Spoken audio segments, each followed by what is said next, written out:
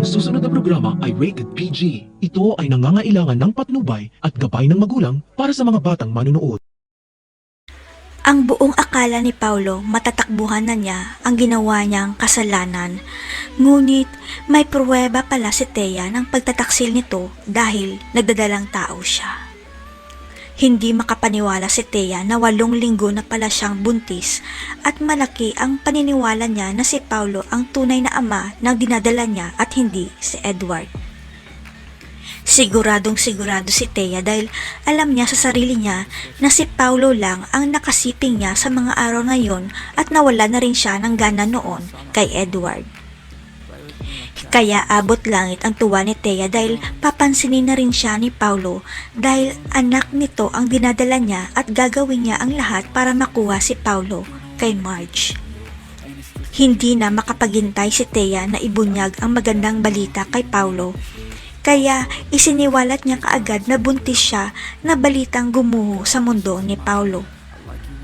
Pero ayaw pa rin tanggapin ni Paulo ang anak ni Thea dahil baka anak ni Edward ang dinadala ni Thea kaya ilalantad na lang ni Thea sa charity event na buntis siya.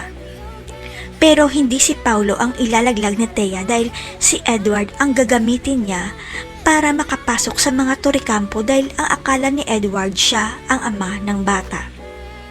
Pero tila nakalimutan yata ni Thea na hindi lang si Paulo o Edward ang nakasiping niya dahil si Mr. Orbus ay nakasiping rin niya para bumalik ito sa Torrecampo Realty. Hanggang sa makaabot ang balita kay Mr. Orbus na buntis si Thea at malaki ang paniniwala ni Mr. Orbus na siya ang totoong nakabuntis kay Thea at hindi ibang lalaki. Dahil maraming pera at koneksyon si Mr. Orbus, sikretong ipapa-DNA test niya ang baby sa sinapupunan ni Thea at nagulat siya sa lumabas na resulta ng DNA test. 99% nagmatch ang DNA ni Mr. Orbus sa baby ni Thea. Ibig sabihin siya ang tunay na ama at hindi na siya makapaghintay na ipaalam kay Thea ang balita. Ipapaako pa rin kaya ni Thea kay Paulo ang baby niya kahit hindi siya ang ama. Tutulungan kaya ni Greg si Paulo para maitago ang sikreto nito? Abangan.